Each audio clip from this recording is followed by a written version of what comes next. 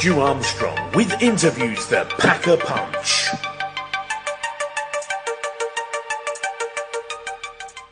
Hello and welcome to Radio Northumberland. My name is Stu Armstrong and this is the Stu Armstrong Interview. On each show I interview someone from the world of combat sports. My background, as you may know, is the author of the Diaries of a Dorman series of books and the patron of the charity Choose Lives Not Knives. Tonight we have a very special show for you with a guest who is probably having one of the biggest fights of his life tomorrow. The man himself, Stevan the Killer Miller. He's taken time out of his busy schedule to be grilled for your listening pleasure. So hiya Stevan, thanks very much for joining us. Yeah, my pleasure. Hello to everybody out there. Great stuff. First of all, you're 6'7", so I need to watch myself. Do I call you Stevan or is it just Mr. Killer? Steven or Steve or Cyril or anything. Really? Don't call me late for my dinner.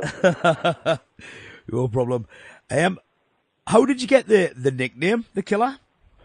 No, I mean, to be honest with you, it's not something that I particularly like. It's a little bit embarrassing, but that'll be down to Jerry Gorman of the Gorman family. He was my first ever promoter in unlicensed boxing scene. Still a very good friend. Still promotes me now when we do unlicensed boxing. Yep. And it's a little bit of a play on words. Obviously, it doesn't take a genius to come up with Miller rhymes with Killer, and the fact that probably every one of my fights ended pretty quickly. Yeah. So that was it really. Well, I've not killed anybody. Not yet. Benefit of the tape. Not yet, anyway. No. Or you can tell us about that when we stop recording if you want. Okay, mate, we'll do. Anyway, thanks for joining us on the eve of your big title fight tomorrow. I'm sure a lot of the listeners know all about it, but for anybody that doesn't, could you tell us a little about it? Yeah, I mean, I've been looking for this fight for a little while. My opponent, obviously, Decker Heggie, he's built up quite a reputation for himself through Facebook and YouTube and the like, and it's just something I've wanted to challenge myself to prove a point, to see what he's made of, and tomorrow we're going to do that. So fair play for him for accepting the challenge. Yeah. In fact, it was a little bit late. I wanted to do it when he was with B-Bad, but that didn't happen. So when he went out on his own, fair play to him. His manager rang me, and so I accepted it immediately. Great so stuff. It was probably something he did want to do, but it was just not allowed. So yeah. I don't know. Who knows? But it's going ahead tomorrow anyway. Obviously, out of the two, with yourself and Degger, you're the much bigger man, 6'7", 20 stone. Do you think this will help you or hinder you in the fight? Yeah. It's one of them. I mean, I've never had a problem being the bigger man in a fight, but to be honest with you, I don't think I've ever fought anyone of Decker's ability, and he most definitely has improved exponentially in the last year with the help of his coach, who I've got a lot of respect for. Patrick, he's a nice bloke, and he clearly seems to know what he's doing. So we'll see. That's all I can say. He's, from what I've seen, he's not fought anyone as big as me.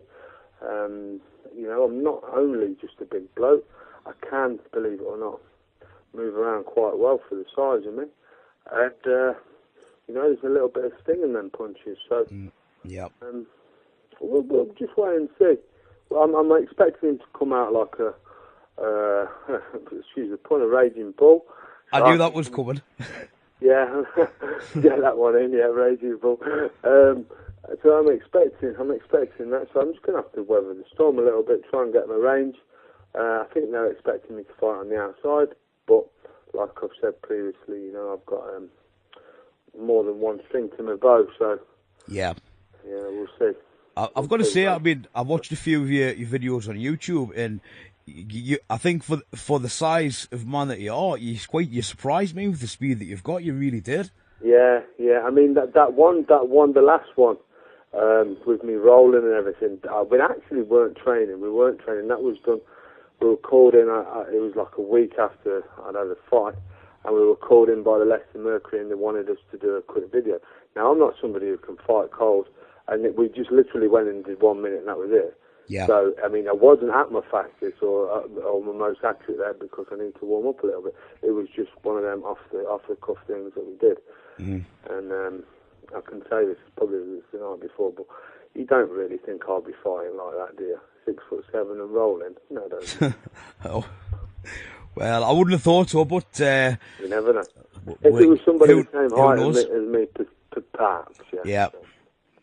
I start rolling against somebody who's nearly a foot shorter than me, I'm going to get tagged. Yeah, you're right there. Yeah. I was talking to a friend of yours a couple of days ago, John Chopper Stone from Zombie MMA. Lovely fella, Well, I've got to admit, he's an absolutely lovely bloke. I feel like I've known him for years. Yeah, one of them, yeah. Well, his interview's on the show Tuesday night at 9 o'clock. Little plug there. He's been telling us about some of the training that you've been doing together. I think it was a few days over last week. I think it was yourself, him, and a young lad called Ashley. Oh yeah. Yeah. What's your training regime in general been like in the run up to this fight? Well, it's been well documented for the month over Christmas. I was actually working on a close protection job in Australia. Yeah. So, training wasn't that easy, but, I managed to get quite a little bit of pad work in with one of my working colleagues. I also got some training in with the great Mark Hunt, the Super Samoan in Sydney. The UFC fighter who had the fight with Wanderlei Silva, I think it was, or something like that. When they both ended up bright red with blood, it was a fantastic fight. So that was good. But to be honest with you, on December the 6th, I had a 6-round fight with gloves on. So, it was basically about ticking over because before that, I'd done 8 weeks solid training anyway. So. And then since I've been back for the last 2 weeks, we've stepped it up. My trainer's very, very confident. So we'll see. We'll see, indeed. Well, I'm sure you know this question is going to come, the $1 million question. Who do you think is going to win this fight, and why? Well, I have to think I'm going to win. I have to think I'm going to win, but that's no disrespect to Deck, my opponent. Yeah. I've certainly got to be on my guard. I think it's going to be a very good fight. It could end quickly. Why do I think I'm going to win? I just think perhaps I've got a little bit too much power, something that he's not really had to face in the world of bare knuckle boxing before. And if I do catch him, he'll know about it, and then I'll test his heart, which it's all well and good saying all these things, but when you get hit with 21 stone, with no gloves on, you're going to know about it. It's exactly the same as I'll know about it if he catches me, but I know that I won't give in. So. Yeah, I mean that's one of the things I love about bare knuckle. I think you get hit with one good point that can end the fight either way. Yeah. Definitely, absolutely. I'm under no illusions that it could end quickly. It could end either way quickly. Yeah. Just got to keep them arms sucked in, stay tight, and fight from the guard. That's all you can do. I know there's going to be a few lads there from Carlisle tomorrow, which actually made me laugh a little bit when he said, this is not mocking him at all, be careful because hell's coming with me. He's obviously never been to Ayers Monsley in Leicester because, believe me, he's waiting for him. There's going to be 400 or 500 Leicester lads there, and they're not going to make it easy for more of his followers. So, it's going to be a hostile environment, and I think it's definitely going to be safer inside the ring. I think it may be by the sounds of that. Definitely. I mean, if you win this Raging Bull title, who do you think is going to be your next challenger that you'll defend your title to? I believe Big Andy Hillhouse has been mentioned, but I'm not one to I think it's a little bit disrespectful for me to talk about a future opponent. I've still got to beat Deck, you know, and that's not an easy thing. So, you know, I respect that you've got to ask these questions, but that's out of my hands. Yeah. It's not out of my hands whether I win, that's firmly in my hands, you know, but the opponent after that is out of my hands, and, you know, so, one of them. But yeah, I believe it's Andy Hill. For either person, whether Deck wants to do that or not, I don't know. Yeah, I've heard Andy's name sort of bandied about for something in the future, but you never know what's true and what's not in this game, I don't think. Well, no, there's a lot of fart-arsing around and fanning around. Let's be honest with you. I mean, for bare knuckle boxing, there's a few gossips and windbags, isn't there? Oh, there is that. Well, I was thinking of throwing out a challenge to you, but I think I'll let you off just this once. Well, you better make it quick because I'm away for the whole summer anyway. Oh, damn it. Maybe next year then. Don't worry about it, mate. You're a northerner at the end of the day. Yeah. Well, that's it. One of us northern monkeys. I've got to say, though, to the listeners out there, I do deserve this because I've had quite a few technical problems tonight. I've messed you about a lot, and he's been an absolute gentleman about it, because if it was me, I would have said, on your bike, mate. So, thanks for that. I just like to hear the sound of my own voice, mate, to be honest with you. So. Well, why do you think I do this? Hopefully you get paid for one. Oh, definitely not community radio, but it's all over the world. That's the beauty of it. Good enough, mate. Good enough. That's it. Can you see yourself staying in BKB, or do you think you would go solely back to gloved, or? I don't see why you can't do both, mate. To be honest with you, you know, I've got a super heavyweight title fight on 21st of February. Yep. Again, fighting for the Gormans and Hopkins promotions, which, you know, I'm going to plug it a little bit. For me, is by none the best unlicensed boxing promotions there is. We fight at a place called the Athena in Leicester, where they get 3,000 people in there. Yeah. It's you know, it's like another world, and as you're walking down to that ring, there's no better buzz. I'm telling you, no better buzz. I think I may just come down there. I've not been to Leicester for a long time. Yeah. I've not been there for a long time. More than welcome, mate. There'll be a ticket there for you, definitely. Great stuff. That'll be a very tough fight against a tough lad called Martin Waplington. Yeah. So, you know, again, I can only think of tomorrow, and hopefully I'll still be in fit enough shape to fight on the 21st of February. You never know, I might have a broken jaw, or I might have broken hands, you never know. Well, it's one of these things. It could be a dangerous game. Well, yeah. I mean, it's like the old adage goes, it's not tiddlywinks, is it? That's it. Do you think, sort of, with these big fights coming up, that, I mean, your full-time profession is in close protection, sort of bodyguarding, there's some quite rich and famous people. Do you think you would ever move away from that and sort of fight full-time? Because the money's not in there, mate. The money's not in it for me to do that. Yeah. Without sounding like a bit of a big head or an idiot, I mean, you know, I do get very, very well paid for my day job. So, and it's a day rate. So, at the minute, no. At the minute, no. But you never know in the future if the boys, you know, the likes of B Bad and Raging Bull and Andy Topliff can all join together and sort something out and be friends, and you know we can. I think it can start moving places, and the person will become greater, and you know it'll be more of an incentive to look in that sort of direction. But to be honest with you, man, I'm 35. You know, yeah. Let some of these young lads carry on. Hopefully, after I've won this title, I've done a couple of defences of it. You never know. Yeah. Don't knock it. I wish I was still 35. I feel every year of it, I tell you. Is anybody listeners to the show will know, I always ask my guests for some of their favourite music tracks. The first one that you've chosen is one of my personal favourites, to be honest. That's Phil Collins and Against All Odds. Yeah. Can you tell us why you've chosen this track and what it means to you? It means quite a lot to me, you know, without getting all sad and morbid on your show. It was the song that was buried my old man to my dad, who died about 12 years ago. Yeah, and it was always one of mine and his favourite songs, by the man in the car. So, yeah, that's that. So. Yeah. That's the reason for this one. Sorry about that. Well, he has Against All Odds, Phil Collins. Was Against All Odds, Phil Collins. I've got my guest here, Stevan the Killer Miller. So, moving away from the fighting a little bit, you live a bit of a glamorous life as a bodyguard to the rich and famous all over the world. I know you've been in Australia recently, but I understand it's not something you can talk about that much.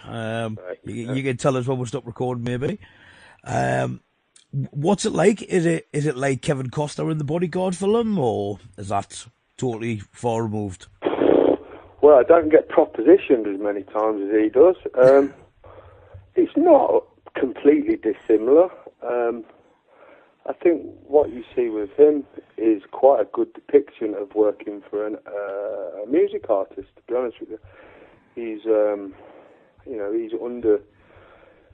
He shouldn't be a one-man band, for one. You know, he's got a hard job, he's got no help around him, and that's what it's like working for people in the music industry, because there's just not the budget there, whereas where there should be, especially when somebody needs the security. So yeah, for me that's a pretty good depiction of somebody in his position, yeah. Well, when I was doing some research for this interview, if anybody Googles Steve's name, one of the stories he'll come up with is a story about it tends to be called the Justin Bieber incident. I mean, I've read it. I think it's pretty funny, to be honest. Would you let listeners know what happened? And please tell us you did give him a slap. I hope. Well, I was working for a rich, a wealthy client during the Cannes Film Festival, and we were in a nightclub, and my client had basically rented out the VIP area, and Justin Bieber was one of his guests, and I was walking around just making sure everything was all right, and somebody went close to him, and he sort of like grabbed me and was like, "Hey man, don't let anybody come in." And I'm like, "Excuse my language, do you think you're talking to?" You know, because I wasn't working for this like you. Yeah. Then he got a bit snotty and started pushing me, then his bodyguards got involved, and, you know, I got a little bit hairy and a little bit angry, and the manager, the owner of the club, actually came running over and was, you know, pleading with me not to continue it, and he actually told them, you know, if you've got any sense, just leave this one, eh? And they did, and Justin Bieber actually apologised to me, which I begrudgingly accepted, and months later I went to the same nightclub. I'd been away working, and I went in with two girls that I knew, and I saw the owner, and he was like, "Steven, Alan, good to see you, know, all that." And he said, "You have that table over there." I said, "I can't afford that table. It's a minimum spend of, I don't know, €20,000. And he says, "No, please take it. That's for not hitting Justin Bieber that night." We didn't need that bad publicity, so go over there and order what you want, and we did. So, and the girls were quite impressed, so it was worth it. Well, you can't go much far wrong with that. So, how did you end up getting into this line of work then, travelling the world with the rich and famous? You know, you're a normal lad growing up in Leicester. Yeah. It's worlds apart. Massive amount of luck, mate. Massive amount of luck. I was taken under the wing of a guy called Pete Bradshaw, who was an excellent martial artist. He was actually a grandmaster in some sort of kung fu. And they called him the polite white bear over in China. I mean, he was 6'5", something like that. And he was a 65, something like that, when I first met him. And he was a notorious. I want to choose my words carefully. Let's say he had some notoriety about him, put it that way. And you know, he also had a place in France, in the south of France, and I was getting myself into a little bit of trouble at a young age, you know. And he saw something in me, so he decided he was going to take me to the south of France and introduce me to his friend called Paul Butler. Now, Paul is ex-Irish Special Forces, Army Ranger Wing, you know, anti-terrorist, you know, anti-IRA, not anti-IRA, but so he was sort of in the war against the IRA. And, you know, at that point, and still now, he's pretty much the top man in the game. Yeah. So, again, I was lucky enough to meet him, and I still work with him now. and he's been a great teacher for me, a great role model, and he's took me everywhere with him and taught me everything. So I'm very, very lucky. Yeah. Just the right place at the right time, to me. Well, if you ever need anyone to carry your bags, just give it a shout. I will do, mate. Yeah. Make them small bags, though. I don't know if this is somebody you're allowed to say, but can you tell us some of the famous people that you've looked out for? Yeah, Will Smith, Madonna, Snoop Dogg, P. Diddy, Avril Lavigne. There's a lot of rich people that you have to sign confidentiality agreements with, which I can't say, but I can say, and you can probably work out who it is. I worked for a man, and for the 6 months I was working for him, was the richest man in the world. Yeah. And he goes between number 1 and number 2, and he's not Mexican. So don't want to be an idea. So that was very interesting. Who else? Rod Stewart, Tina Turner. Oh, quite a man. Yeah, some big names there. Yeah, some big names. Yeah. I bet you've got an idea of what's coming next. Who would you say is the best celebrity that you've looked after? Best. That's a hard one, really. I mean, Tina Turner was lovely. It was like your nana. That's she didn't look like, but she would. That's the way she acted. She was really quite caring. Yeah.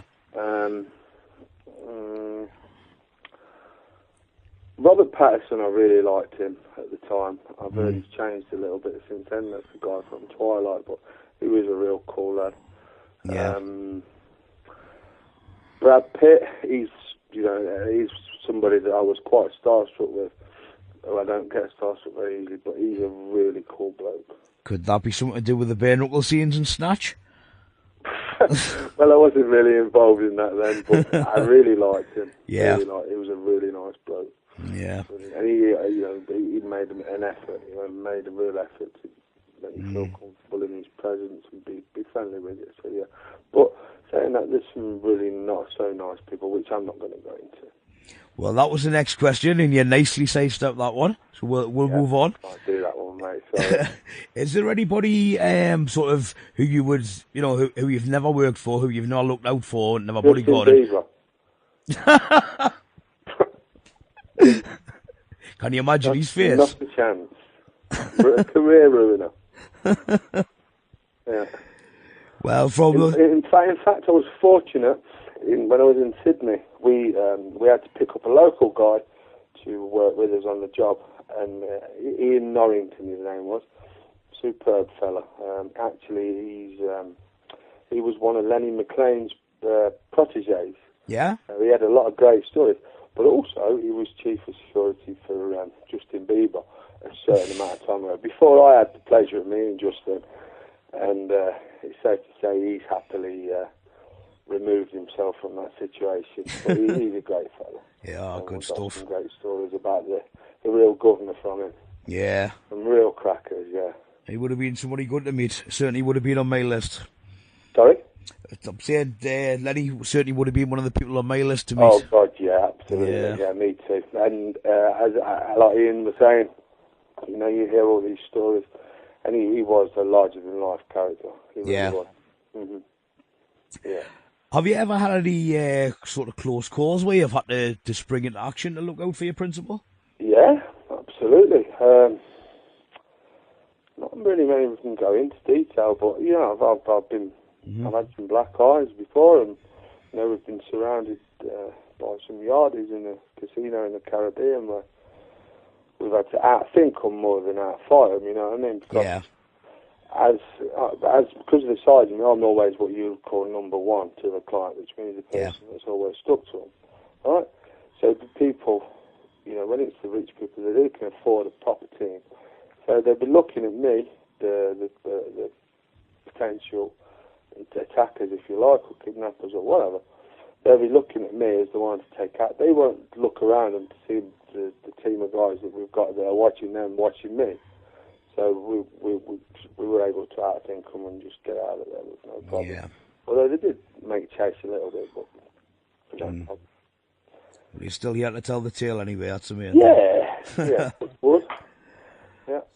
So that's absolutely fantastic. Thank you so much for breaking into your training schedule the night before the fight. Oh, no, yeah, I've got a fight tomorrow. Forgot about that. Thanks for reminding me. You forgot about it? I did for a minute. You got me into a world of celebrity. Do you want us to ring you back first thing in the morning, just in case you forget? Wake me up, mate. Say, come on, you got to get up. Yeah, oh, well. Probably a good idea. Well, that's absolutely fantastic. Thank you so much for speaking to everyone here at Radio Northumberland. I really appreciate it. And I'm sure everyone will be wishing you the best of luck. Thank you very much. The second song, which we're going to use to play us out, is another song chosen by yourself. Redemption song, Bob Marley. What is that? Why? What was the reason for that? Not so morbid this time. I've always liked the song, but at the end of one mission, we were in the Caribbean in Grenada. We sat on the beach, beautiful beach, and there was a couple of Rastas come and joined us, doing what Rastas do. Then one of them pulled out a guitar and sang this song while the sun was setting. And it's just my nice place, if you know what I mean. Yeah, that's something you wouldn't forget. Yeah. That sounds brilliant. He was crap at singing it, but it was the thought that counts. Yeah. Oh, that's fantastic. That's great. It's been great speaking to you. You too, mate. Thank you very much, and best of luck.